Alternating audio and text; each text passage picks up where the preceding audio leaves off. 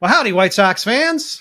My name is Brett Ballantini, and I am hosting Sox Pop. Hey, listen, all of these people on this podcast, let me just interrupt my intro by issuing some sort of reprimand. And all of you listeners and viewers, nobody told me, where does it show up? I don't know if it shows up. I think it shows up to all of us internally.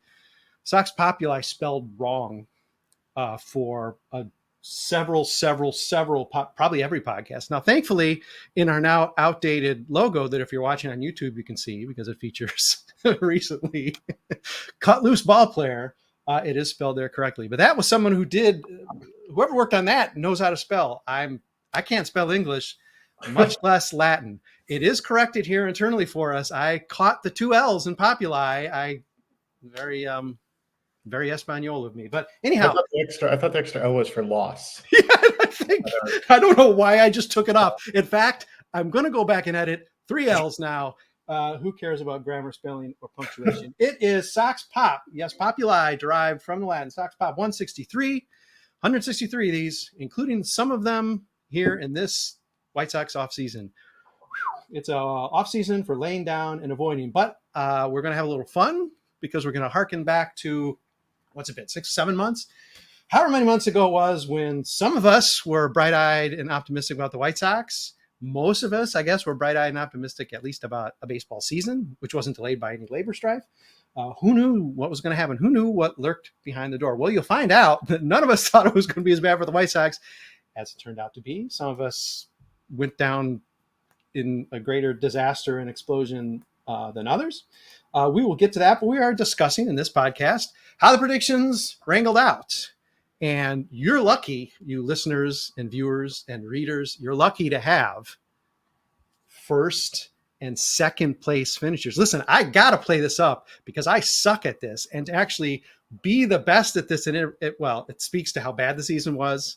It speaks to the moment of weakness or kindness that the 21 other Southside Sox predictors bestowed on me, because somehow they let me win the predictions. Believe me, no one was more surprised than I to find out that my tally was slightly higher than that of Chrystal O'Keefe, who finished again in win, place, or show type of category. This time it's a place for her. Despite her angst toward the White Sox, that should have gotten her a lot of big points in the final round as we rounded the bend toward the finish of all of this. Somehow I was even more dire about how the White Sox would end up and overtook her at the very end to steal the victory. Super Joe Resis. We got Ryiin, Melissa Sage-Bollenbach from her international scouting trip, which apparently yielded no talent for the White Sox. But again, it's not like anybody's going to notice. Just look down the roster of all the affiliates. And Brian O'Neill, I believe, 7th place finisher. Ryiin, I believe, also 5th. I will not mention where Melissa and Joe ended up. Somehow it's lower than 7th, but not last. We'll probably address the folks who finished dead last because they make good predictions too. They just didn't make very good predictions this time around. So I guess I'll throw it out to the field here. Anything you want to say about your own performances? Anything that seemed surprising about the results? There are areas where we almost completely whiffed as a staff, and some spots where we actually hit it pretty good. Anything jump out at you, or are you just ready to stop talking about it so we can get to 2024 and maybe you'll do better next year? Maybe you'll catch me next year.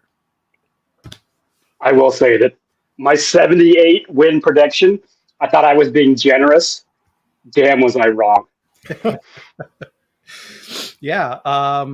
Chrystal and Tommy Barbee, I believe, were low predictors at 75. And, even then we're like rolling our eyes like, oh, well, okay, 75. Although, again, I was pretty dour there too. But yeah, 61. Wonder what it'll be next year. Well, I'll jump on this. It won't crack 60.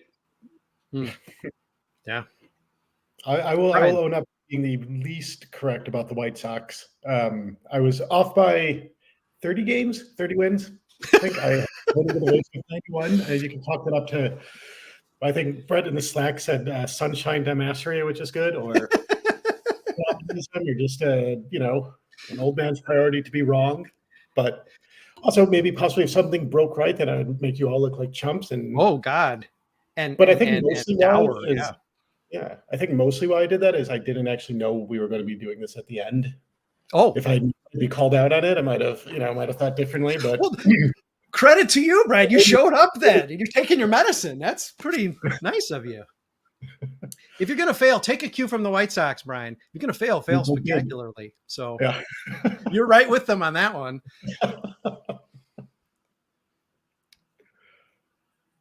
Other thoughts on this general grid of predictions about how you did? Did you do better than you thought?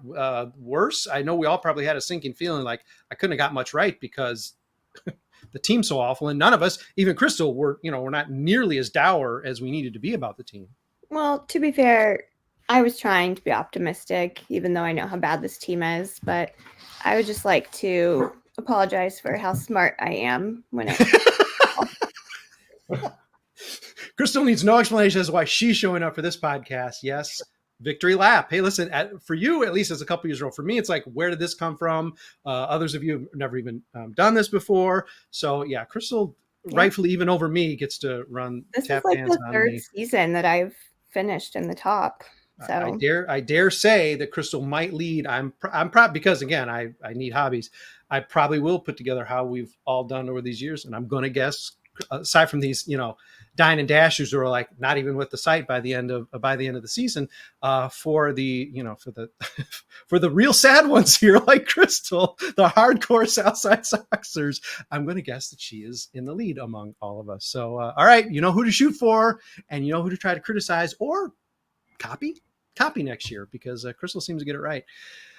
I know. So this was my rookie year in doing the picks, and I fared about as well as my White Sox Rookie of the Year, Oscar Colas. So, it's Oscar and I we're on the same level. So I think I need to step up my game next year. I maybe I got to go winter ball, although he's not going to winter ball. But yeah, I'll have to do some more, take some more notes, do some more studying next year so I can up my game a little bit. Melissa's playing possum on this one. You can't tell. She just, beforehand we were chatting a little bit. She did actually take the sling and the ice off. She has been throwing. She's just recently coming back for some play in the Dominican Republic. So, she's actually been honing. You think she's just like, this is a figure of speech, winter ball. No, she's been on her winter ball game. So she's taking this stuff seriously. Shout out to Adrian Serrano, Luke Smales, the two folks who did not pick Oscar Colas as the best rookie on the White Sox. So you have a lot of company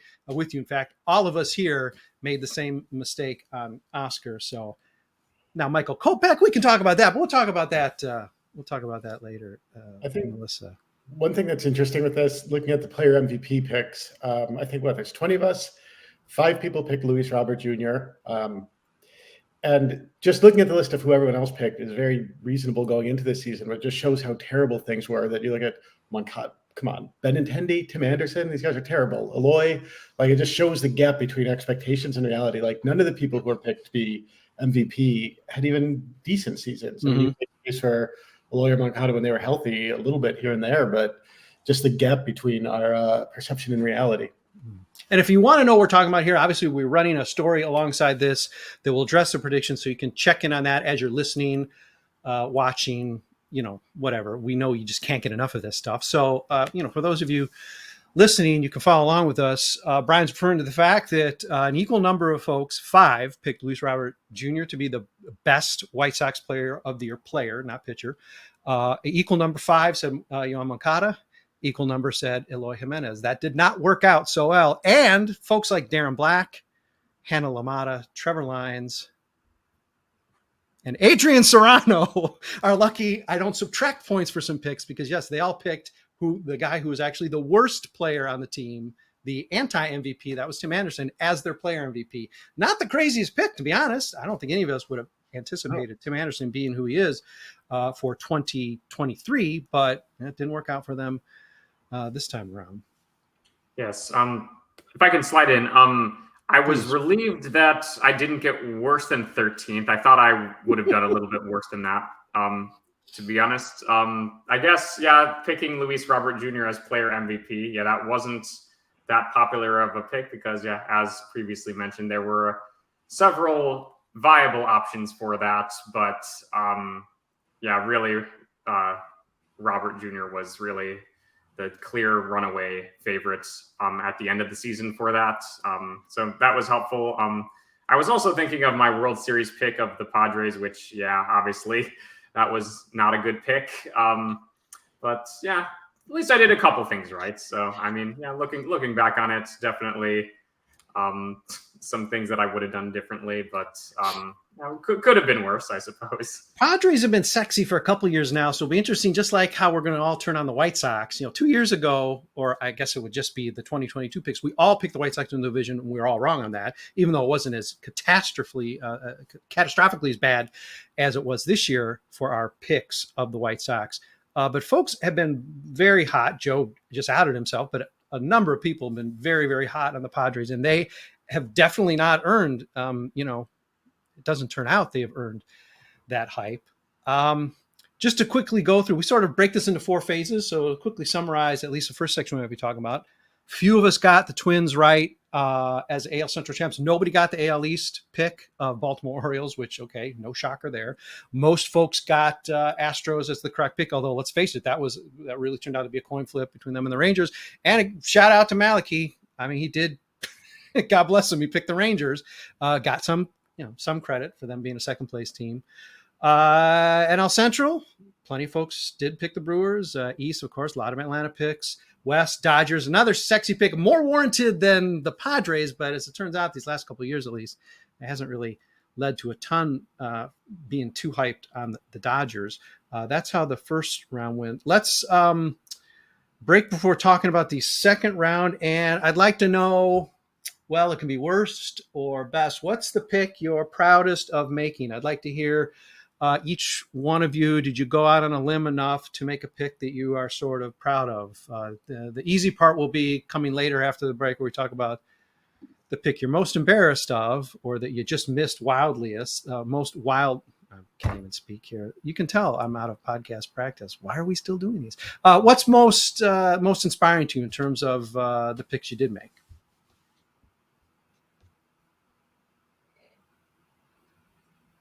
I guess getting both rookies of the year right. That's not nothing. It is nothing, though, because I told you anything beforehand. I looked at what smarter people are saying. And it's like, oh, Joe said Corbett. I've never heard of Gunnar Sander. What? Who? And yet you picked him.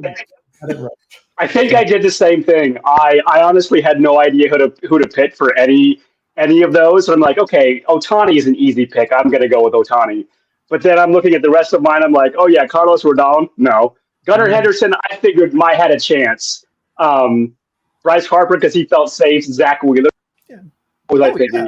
I picked Corbin Carroll because I couldn't think of an NL rookie. Like, literally, I couldn't think of an NL rookie.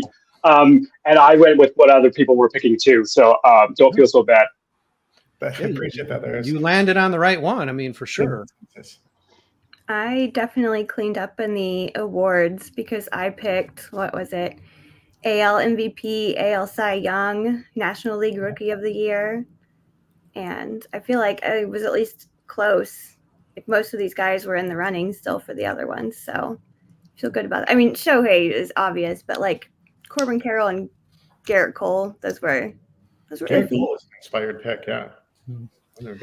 Yeah, I remember way back when we did the original podcast before this horrible season unrolled, me and Maliki were like, hey, wait, has everybody forgotten about Mike Trout? Now, as it turns out, he played his usual, like at this point, I guess, half season or whatever. So I'm sure that half season was MVP level, but yeah, it doesn't count for playing pretty good for Eloy Jimenez will tell you that doesn't really count to play good for just a little bit of the time. But yeah, Shohei, sort of a no-brainer, except for those of us who did not pick him as MVP.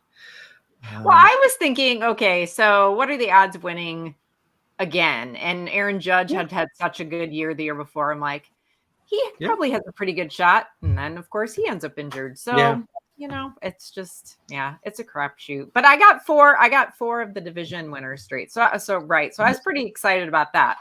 But then from there on, Yeah. Yeah, that's sort of our round one thing. And yeah, let's shout out to the hamster. I think Smales did this maybe last year, but I don't think anybody's ever got all 6. And I think maybe Luke got 5 last year, one of these years. That's pretty rare. So to have actually outdone Melissa, which 4 is pretty darn good, especially given the fact that they weren't all foregone conclusions at all. I mean, come on, Baltimore alone is going to keep you from getting a perfect 6. None of us, of course, picked them to win the AL East. So, go ahead, Brian, please. Oh, I just want to shout out 2 people, not on this call, but Tyrone and Jackie both picked Oscar Colas to win the Rookie of the Year in the AL. Jackie at least apparently added an LOL. Yeah, she did. So, I mean, at least she sort of outed herself as the homer pick. I think that goes in the Ryiin category of like, well, I don't know. This is the guy I want to root for. So, yeah, okay, let's do it. But, yeah, the LOL does. I mean, it didn't really change the final scoring. I mean, at some point, I'll make the scoring so complex that even I won't be able to figure it out. And then, yes, you'll get a little point for mocking yourself as you make the pick. But, yeah, way to go, Jackie. Yeah, that's excitement. Boy, we don't have that same excitement for Oscar Colas at this point. And neither does Pedro Grifol, who's his manager, who should be hyped for him, but really a different podcast. Now let's take a break. We'll talk about the other 3 categories and ways we're ashamed of our picks, or whatever other stuff we're going to talk about. Anything to avoid talking about the car crash in slow motion that is the 2024 Chicago White Sox. Anything that we can do. I mean, we may have a podcast about the 2023 predictions or the 2022 predictions like in another month, because we just don't really want to talk about this mess. Let's take a break. We'll be back, I promise, in a minute or so, depending on whether Fans First Sports Network wants to sell you some stuff. It's cool stuff, though. So listen, please stick with us. I promise we'll come back and talk more about predictions, the stuff that you've tuned in to hear, in just a minute. Hey, everybody. It is Sox Pop 163. Correct spelling. It's easy to spell pop, you'd think. I might yet get that wrong, but yes, P-O-P, palindrome. So, okay. That's not pilot. See, I don't even know what I'm talking about. It's not palindrome. Brian, help me out here, man. I'm going to just have to hand this microphone over to you because I'm just losing all. Man, my chops are very, very dull at this point. Okay, we've got Melissa Sage-Bollenbach, sore-armed but fresh from the Dominican Republic. Runner-up in our competition, Chrystal O'Keefe. We have Ryiin, who finished 5th, I believe, in this year's, I believe, their debut competition. Brian O'Neill, 7th, I believe, maybe also in his debut. I'm not sure. I can't remember. I'm supposed to keep track of this stuff. Joe Resis finished in the 2nd division. I don't know what is going on. This is a Sox math champion. I think he was being nice. I don't know. And your host, Brett Ballantini, who finished better than anyone. Hey, how about that? Sometimes, blind squirrel, nut, owl, some animal thing. I don't know.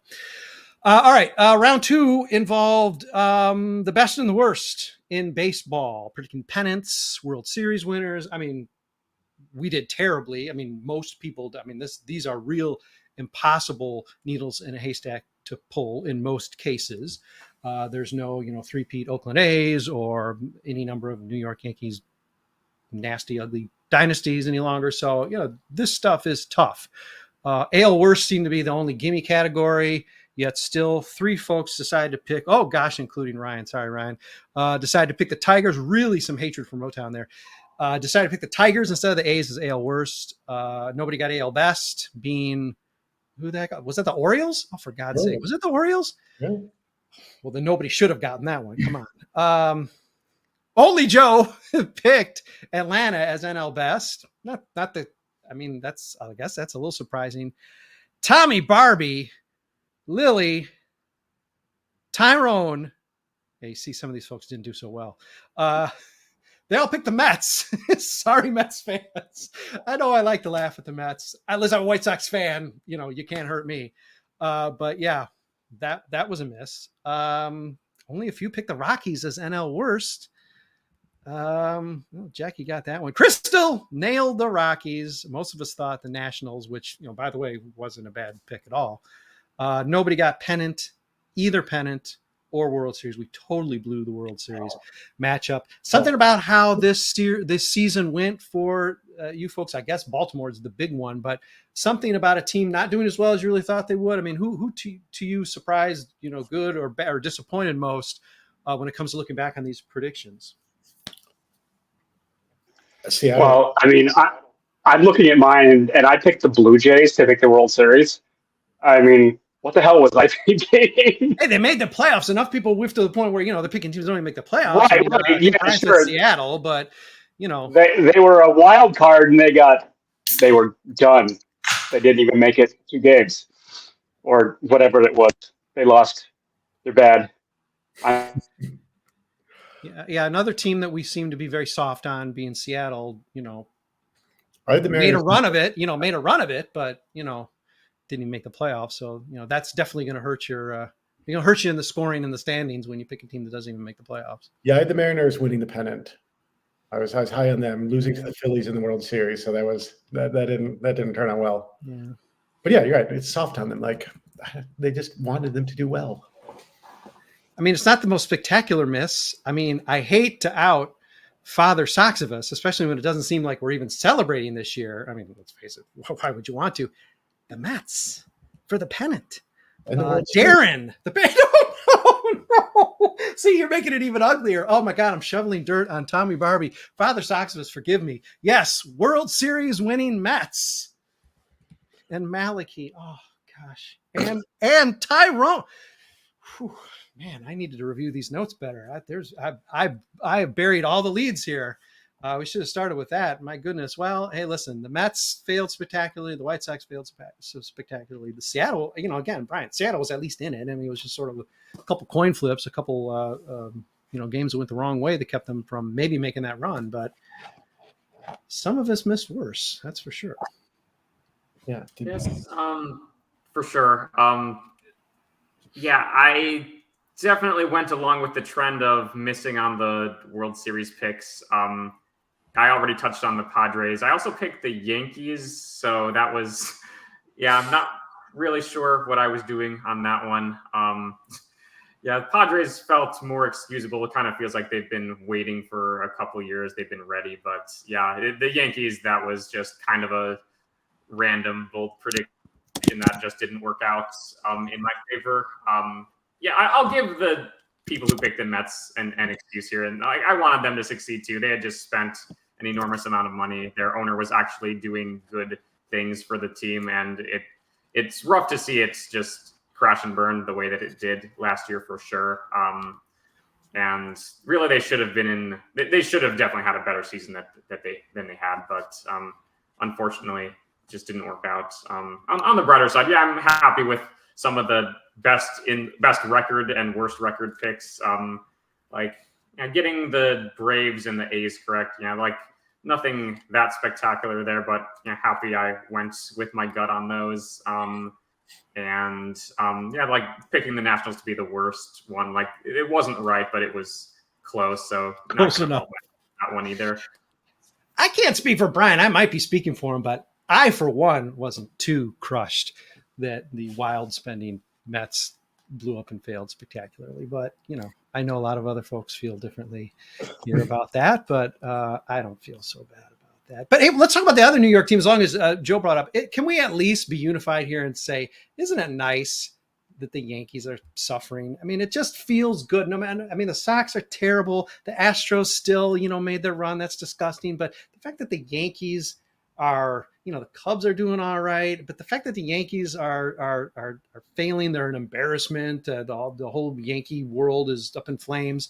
It sort of feels good. It makes me be willing to actually pay some attention to 2024 just to see if they can, follow that up.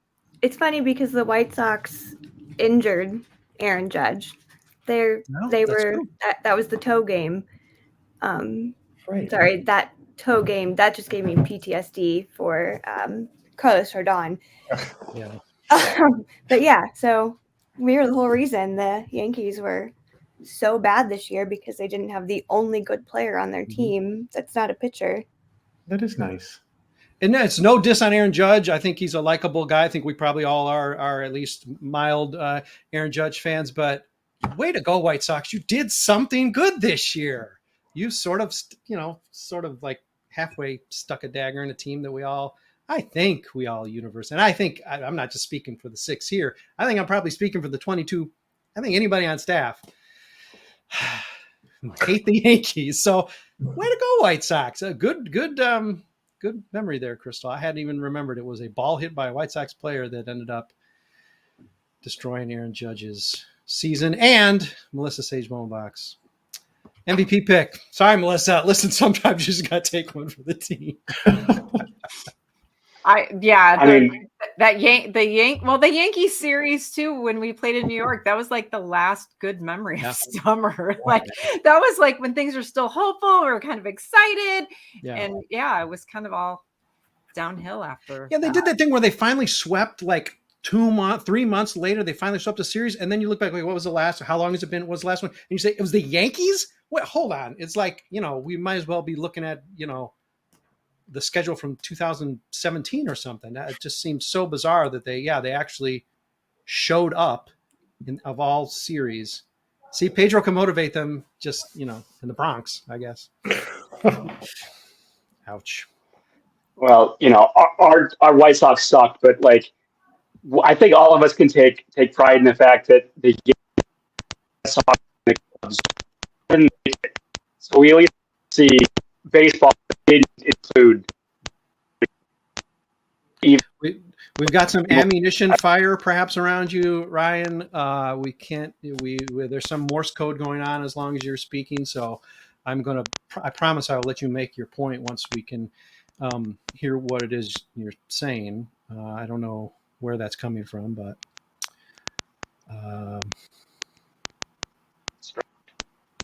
Rain Delay Theater here on Sox Pop, spelled correctly. It's P-O-P. Well, we'll let Ryiin get back to what they need to get back to there, I promise. But we'll get into the third round of awards. Now, let's see.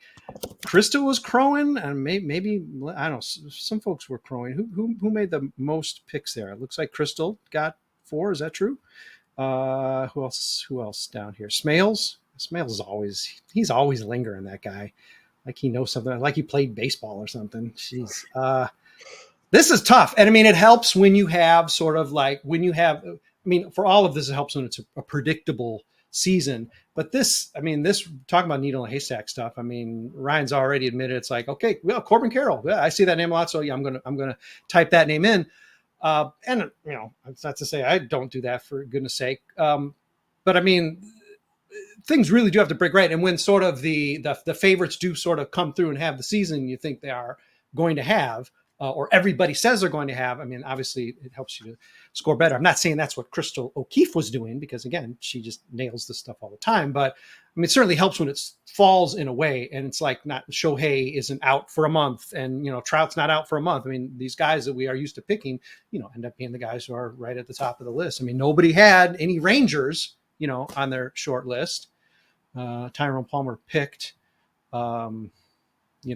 As it turned out during the course of the season, one of our new nemesis, Jose Ramirez, as his MVP pick. I think he fell short, even though he never fought in his life. So we'll get Ryan. I'll give you a chance to speak again, or we can, I guess, talk about MLB awards as well if we haven't already. Okay, I don't know what happened there. I was just trying to say that. Like the White Sox may have sucked, but we got the Cubs, the Boston Red Sox, and the Yankees all didn't make it. So we at least had that, something like a little bit to savor. Yeah. I mean, the Cubs thing, I mean, again, we cannot crow. I mean, Lord knows we can't. I mean, there's AAA teams we can't talk down to. AA team, any minor league team, probably. No team can we talk down to. But I mean, it is sort of sweet to see, come shit the bed like that. I did preface the White Sox sucks. I think I was okay on the NL. I didn't get either of them right, Manny Machado and Corbin Burns, but they were defensible. They both had good years, a couple breaks here and there. They might have been in the conversation, but picking Carlos Rodon for the AL Cy Young probably doomed him to like the worst season of his career. I don't know. I feel like he got Yankeed, and just all the good vibes are gone. And it's sad. I like the folks who pop out and say like, well, see, it's like, no, I don't think anybody ever made an argument that the White Sox should sign Los for 8 years and $700 billion. I think we have a quibble with the fact that the no-brainer move to just offer him the basic to at least get a draft pick when he takes off, or if that kills his market, you get him for another 5 more year. I'm pretty sure that's what we're still a little bit hot about. Okay. I'm certainly not thinking that we should have pulled the Yankees and said, Carlos, you're set for life. Don't ever pitch again. Here's $200 million. I don't think anybody would think that. We all want him to do well. But yeah, Brian, you really wanted him to do well. So I did. Sorry, man. Even for the Yankees, I wanted him to do well. For the Yankees. I did too. We're in the same boat, Ryan. I did too. Wow. I always want to see him perform well because I adore him, but woof. Yeah, poor guy. Final category. Not to skate through this too quickly because we can talk as long as we want, as long as we don't have to talk about the 2024 White Sox or any of the latest hideous things that have been done. I mean, we haven't even brought up an announcer because there were no announcer predictions this year. I guess next year we'll have to say what inappropriate firing will come from the White Sox. Who will we lose? Who we shouldn't lose for 2025? Maybe that'll be a new category. Final category, I just labeled White Sox because this is White Sox. Obviously the ugliest, most challenging, most gutting. Again, Tommy and Chrystal, low picks for wins at 75. And that wasn't even close. Tommy also, he just doubled down. He wasn't like the whole division's going to stink. He thought the White Sox were going to lose the division by 14 games, which again was way too sunny. Some of us got player MVP. Okay, yeah, we just fell into Luis Robert as our player MVP. Again, you can count on one hand, even the candidates. Next year, I think you can count on one finger, if he's still on the team, who the MVP will be next year. So I expect that to be close to unanimous in the predictions. But of course, there'll always be some Benny picks or go on having a career year. No one's going to Naperville product Nicky Lopez. Hey, it could happen. It could happen. I mean, he'll be on the roster, so technically he will qualify. Or maybe we should just go off the board, pick somebody who's not even on the team because that came pretty. Tukey, nobody got Tukey. That's because he wasn't on the team in spring training, and yet I think he finished as the third best pitcher on the White Sox. So somehow we all whiffed on that one because we didn't know that the cast-offs from Cleveland would end up being, like the number 2 starter for our woebegone team in 2023. Of course, we went through a rookie. Of course, only 2 prescient picks, Serrano and Smales, saying Santos. And I think they both admit it's like, well, we just don't think we think Colas isn't going to do it. It's not necessarily an endorsement of Gregory Santos. And let's face it, there should have been no endorsement of really anybody on this team. Certainly anyone who we don't think is a disgusting human being who shouldn't have ever been on the team. Luis Robert was it. So worst player, shouted out in our chat that only Allie got even any of the top 5 worst players, and that being Gavin Sheets, so I believe tied for runner-up worst behind Tim Anderson. None of us got the pitcher, although some folks got points with Jake Diekman. It's like I didn't even remember Jake Diekman played. I thought they might have traded him before the season even started, but no, he played enough to be the 3rd worst pitcher. And then, of course, was probably like the 3rd best pitcher for Tampa. God, this team is terrible. Why are we doing this, folks? Oh, my God. All right. Well, relieve me of speaking. And White Sox predictions. Any regrets? Anything you're particularly proud of about the White Sox? Brian, you've already outed yourself, so you're allowed not to speak here. I'm sitting here looking at my pick of Yaz as the worst player and seriously wondering how he didn't end up the worst player. Like, I thought it was a pretty safe pick, and somehow he's not even like top 3. What happened? Yeah, go figure. He was. Yeah, there were just a lot worse. I mean, Colas and TA alone were like close to historically bad. I believe TA had the 4th worst all-time WAR season. Not like in this decade ever. 4th worst White Sox player season. Dunn, George Bell, and some other guy, from like whatever the awful 30s. Ooh. So yeah, I mean that's pretty. He's classic in the same sentence as Dunn's historically bad season. Yikes! Yeah, I knew he had a bad year. I didn't know that he had like a historically bad year for White Sox. And like, yeah, it felt like a safe pick, and yet so many others did worse. God, this team sucked. That's the story I'm sticking with. Yep. I don't regret picking Colas, but had he been given more plate appearances, he could have very easily surpassed that Tim Anderson negative WAR total. Like, I did not Colas being. I thought you were going to turn that around, Joe, and say if he got more plate appearances, he would have been better. But instead, in true White Sox fashion, he would have been much worse had he got more plate time. Oh, wow. Even when Joe Resis has soured this badly on the team, White Sox, you guys are in trouble. I mean, we've been telling you, it seems like for years, even in the season where you did well and won 93 games in a horrible division, we've been telling you, but you don't listen to us. I think the thing I regret the most isn't necessarily the pick, but that Redacted wasn't the worst pitcher on the team. Oh, God, yes. Yeah, almost everyone picked him. Yeah, I mean, he sucks. He's always sucked and wanted it to be bad. And it's just another way that it just shows that, there's clouds are everywhere and nothing good comes in this fallen world. To be fair, every single pitcher was terrible this year. He was bad. Yeah, and a very fair point here to add. I think it doesn't need to be said, really. But I mean, he clearly was the worst. He is the worst. He's the worst pitcher in the major. Well, there's competition there, but he may be the worst pitcher in the major leagues. I mean, unfortunately, that wasn't the statistical merit of the prediction process. But technically, if you picked Redacted, you are right. I mean, you're not wrong. It's just technically you were wrong because. Shocking. Damn those Go ahead, please. Damn those stats.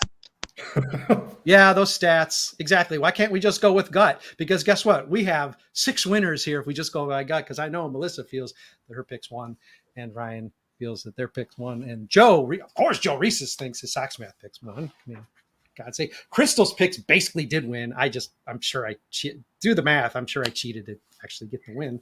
Let's be honest here. And Brian, come on, he won. He won this in our hearts. Of course he did. Well, as mentioned early in the podcast, my Michael Kopech is the best pitcher. Sorry. I was the only one, and I just really wanted him to do well. I so wanted him to do well. And boy, did that yike. Not even close. And all like Melissa, don't all want to do well. Like we all like. I picked one. I'm young enough. I'm sorry, Ryan. It's still a demilitarized zone a little bit on your end, so we are only getting about every third word, which is unfortunate because I know there was some zinger in there somewhere. So we're going to continue to have this general discussion. So jump in if it ever works any better. I mean, the Kopech pick didn't work out, but you didn't pick Lance Lynn. That's true. I was looking at that. I was like, it could have. I guess it could have been worse. I could have been one of the handful of people who picked Lance Lynn. Does anybody know offhand how many did he give up? Like 50 homers this year? I mean, I'm being serious. He came. He was in the 40s? He gave up a ton of home runs. Yeah, that's astounding. Yeah, that's a lot. That's what 2 or 3 a start. I mean, he was injured a lot. Not to transition into let's talk about the offseason, but he did just get signed. He's getting paid 7 figure. I don't know. I can't do. I'm out after winning these predictions. I think I'm done with anything math at all. So don't expect me to count. But I mean, he got paid $10 or $11 million by the Cardinals, who are really proving that they might not have the sense we always thought they had. Because I don't see that happening. But all right. Maybe they're going to bring Tony La Russa back too. Oh my God! No. Tony La Russa back, and that was a sort of a nice side call out. I'm not sure who threw the Lynn out there, but Nello, Adrian, Allie, all chose Lance Lynn. Chrystal, good vibes. We're really feeling the good vibes and picking Lance Lynn for pitcher MVP this year. Don't mean to call out any of you folks, who didn't do great with picks. I've given plenty of credit for great prescient picks for sure from Allie. But, Allie, if you're going to get kudos for picking Gavin Sheets is horrible, I'm going to have to slap your wrist for picking Lance Lynn. I think he just gave up 3 home runs since we started talking in just this section of the podcast as the White Sox pitching MVP. That talk about how the Dodgers are so much smarter than the White Sox and they solved. I mean, I know he must have pitched a little bit better in LA. I don't know if that's true, but I mean, that died down pretty quick. And he gave up 28 homers and 17 starts for the Sox. I'm sorry, 15 starts. 15 starts, which is wow. That's bad. And the problem is it's like that pace sort of kept going to the National League. I mean, he ended up in the upper 40 or 40 something. 44, yeah.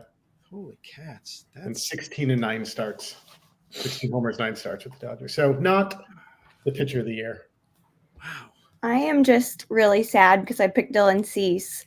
And for someone to go from being in the running for Cy Young last season to completely regressing this season, like I didn't see the regression coming, at least not this soon. And then Yo-Yo looked really good. Like at the start of the season, he looked really good in spring training. And then for him to just be made of glass, I should have known better on that one. Yep. But I am happy that I picked the correct number of all-stars. Yeah, I like the dour pick of I think Tyrone and Trooper both said 0, and I'm pretty sure that's not possible. But that, when you're down on a team, if you're picking 0 when there can't be 0.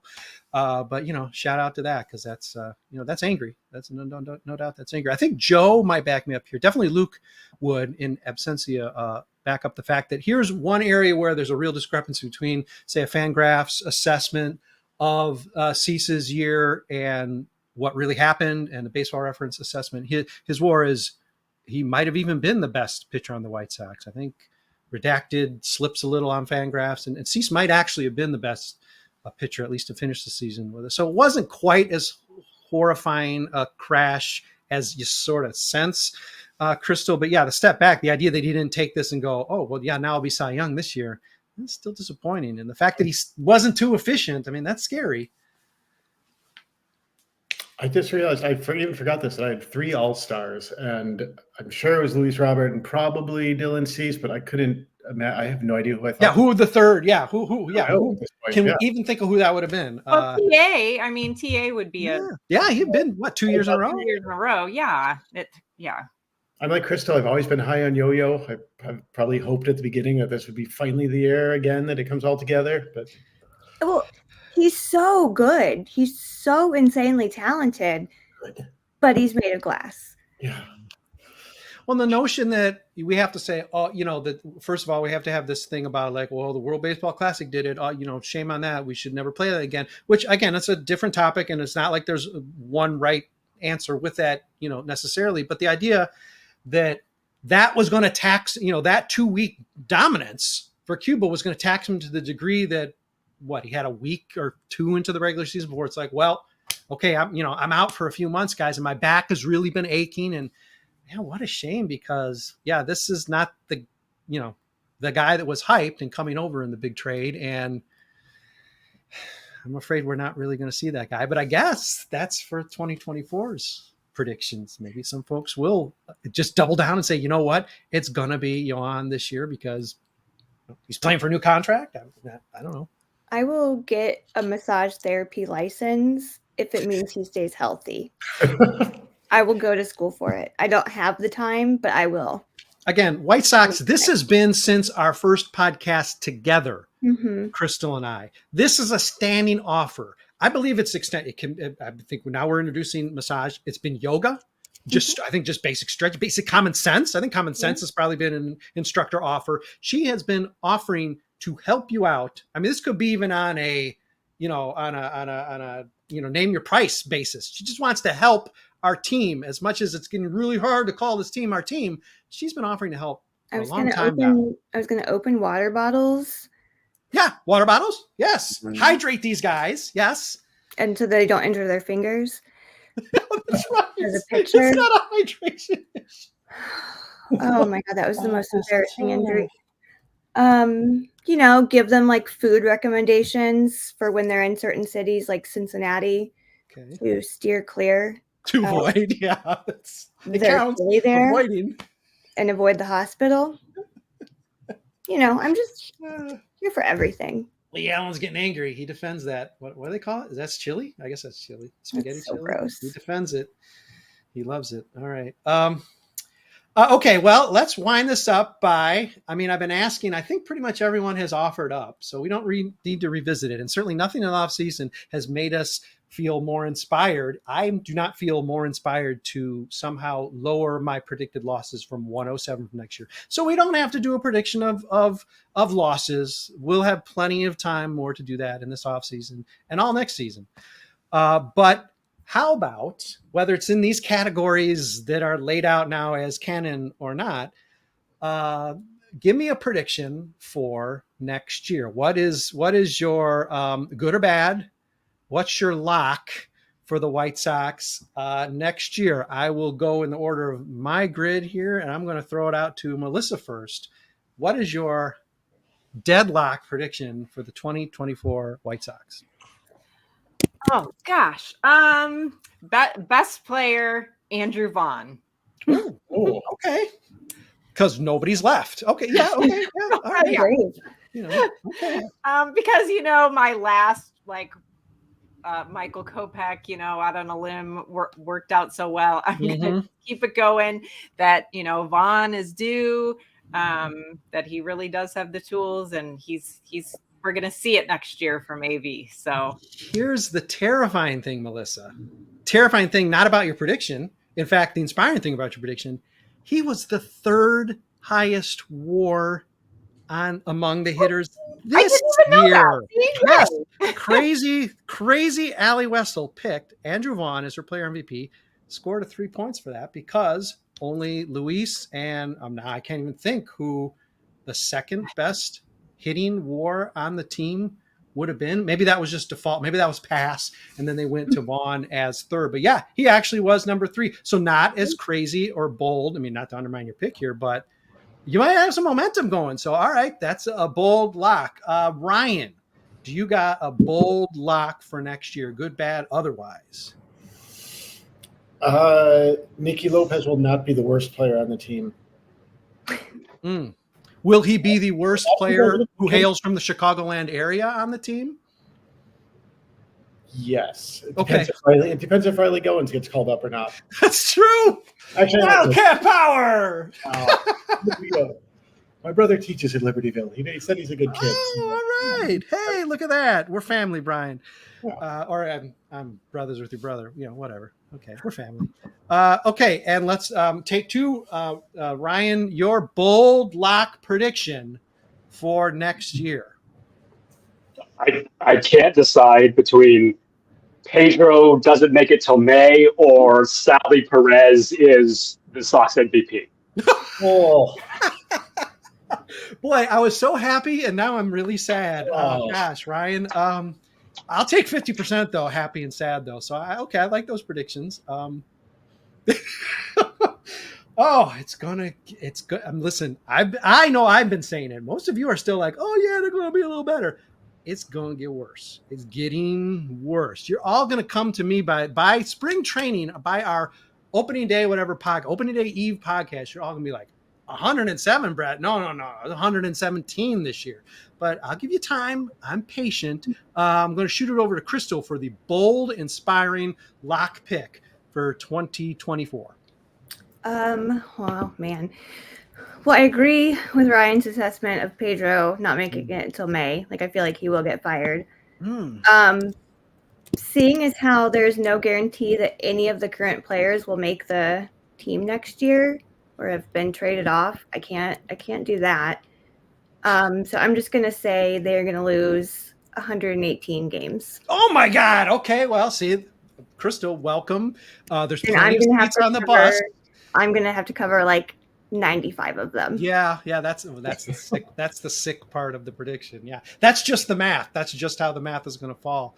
Chrystal, sorry. Yeah. I'm sorry about that part, but okay. Well, we finally have someone willing to surpass me and shoot way past me. I do remember way back when your assessment went from something like 99 wins to 47 in the course of, gosh, was that just 1 year ago? Yeah, that was just last year.